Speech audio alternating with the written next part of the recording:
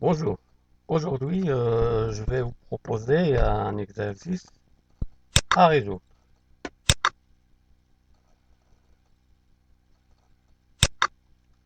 C'est un simple exercice. Ils ont demandé d'écrire un programme C qui affiche tous les diviseurs d'un nombre entier supérieur à 1. Très bien.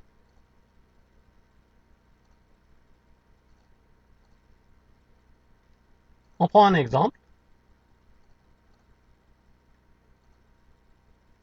pour le chiffre 10. Ici, on doit chercher les diviseurs, tous les diviseurs du nombre 10.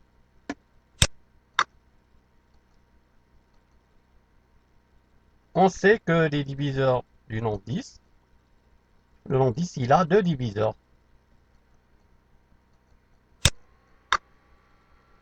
Il a le 2 et le 5.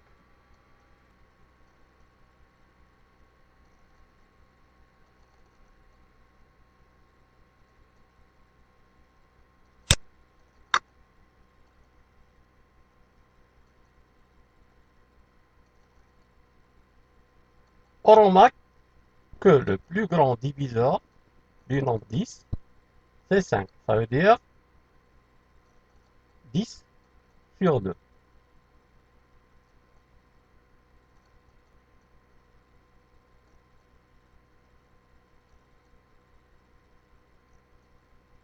Le plus grand diviseur, c'est-à-dire il est inférieur ou égal à 10 sur 2.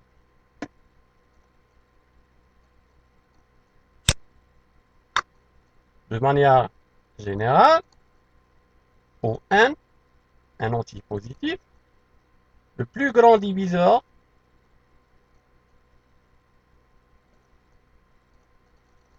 est inférieur ou égal à 1 sur 2.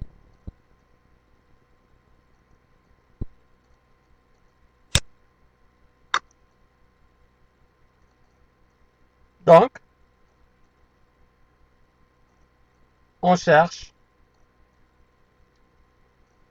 les diviseurs d'un nombre n qui sont dans l'intervalle 2, 1 sur 2. Et on va commencer par à partir de 2, parce que puisque le 1 est supérieur à 1, c'est-à-dire on va chercher des diviseurs à partir du nombre 2 jusqu'à 1 sur 2. C'est clair que tout nombre supérieur à 1 sur 2 ne divise pas 1. C'est logiquement. C'est pour ça on cherche les diviseurs dans l'intervalle 2 jusqu'à 1 sur 2.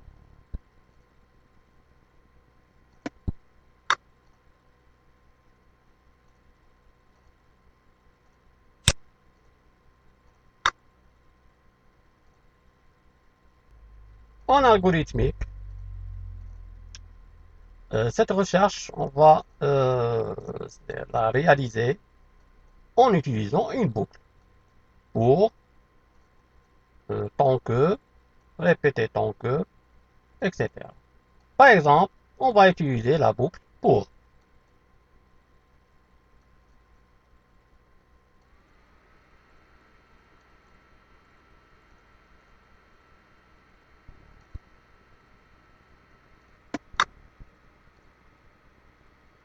Voilà. Pour i, normalement, on va commencer par 2. Pour i égale à 2, c'est-à-dire à partir de la valeur 2, jusqu'à la valeur maximale qui est 1 sur 2,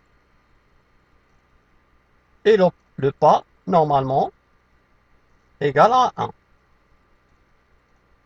Par un pas de 1. Très bien.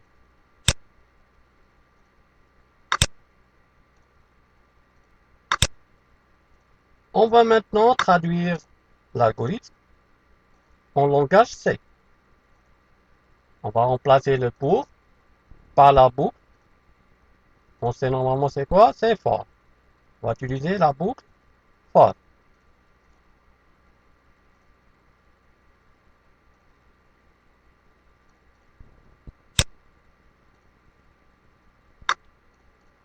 for, là, on sait,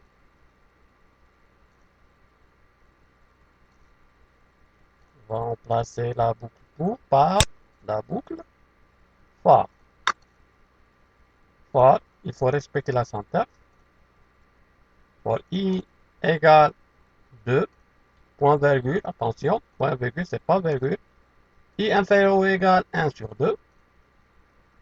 Le pas c'est 1, i plus ou i égale i plus 1. C'est la même chose. On fait quoi? Pardon, pardon. Ici, on va calculer le reste de division de 1 sur i. On va essayer de diviser notre nombre 1 sur toutes les i comprises entre 2 et 1 sur 2. Si le reste de la division égale à 0, ça veut dire que i divise 1. Donc je cherche quoi? Je cherche le reste de la division. De quoi? De 1 sur i. Et le reste, ça fait par exemple, on va utiliser la variable R. R pour stocker le résultat, voilà, de la division. Comment chercher le reste de division de 1 par i? Il suffit d'utiliser la fonction modulo.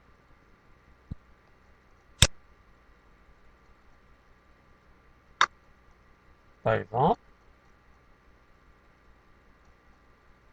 voilà, j'utilise quoi? Le modulo.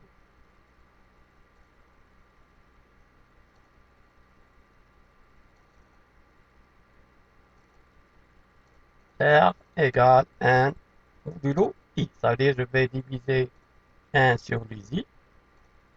Si je trouve un raf égal à 0, ça veut dire le i divise le 1. Ça veut dire c'est un diviseur. R égale 1 modulo i. Très bien. Maintenant, je vais tester est-ce que le R égale à 0 ou non. Ok, je vais faire un commentaire. Slash étoile permet d'écrire des commentaires. R, c'est le reste de la division.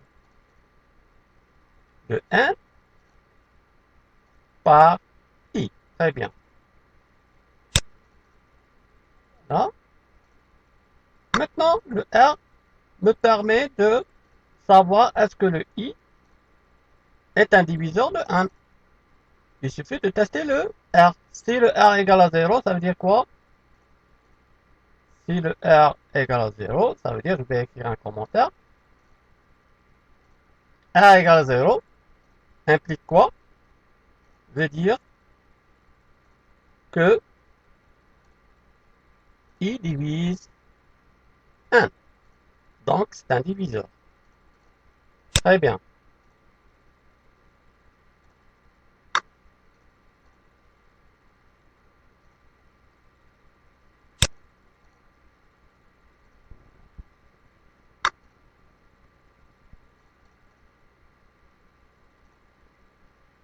Je vais l'afficher puisque c'est un diviseur. Voilà. I divise 1. Ça, c'est un message. Voilà, je fais virgule i et 1. Je vais remplacer le premier pourcentage d par i et le deuxième pourcentage d par 1.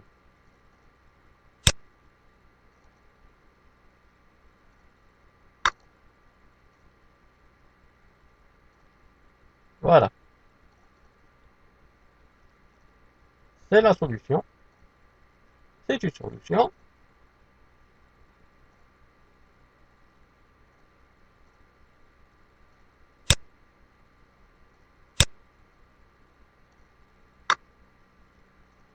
Je vais lancer le code block. Je je vais tester la solution. Ici, j'ai fait un do while pour s'assurer que le n saisi par l'utilisateur est supérieur à 1. Ça veut dire, voilà, j'ai utilisé la boucle while. Ça dit tant que le n saisi par l'utilisateur est inférieur à 1, je vais refaire la boucle. Donner un nombre positif supérieur à 1. D'accord? Ça veut dire tant que l'utilisateur n'a pas saisi un entier supérieur à 1, on va lui demander d'introduire un autre, un autre entier. Ça veut dire cette partie nous permet de s'assurer que le nombre introduit est supérieur strictement à 1. D'accord? Puisque tant que le n est inférieur à 1, on va refaire la boucle. Ça veut dire que cette boucle ne s'arrête pas tant que le nombre introduit est inférieur à 1. Très bien.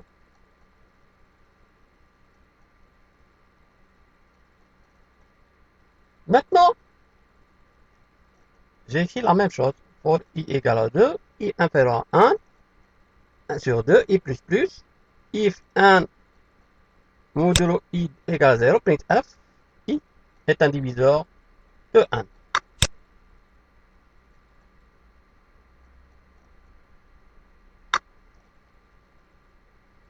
On va exécuter, lancer. Voilà, je vais donner un chiffre, par exemple 18. Très bien. Il a affiché le diviseur de 18. 2, 3, 6 et 9. C'est juste. Maintenant, vous pouvez tester d'autres chiffres, des chiffres négatifs ou inférieurs à 1. Et vous voyez qu'est-ce qui se passe. Normalement, il va demander toujours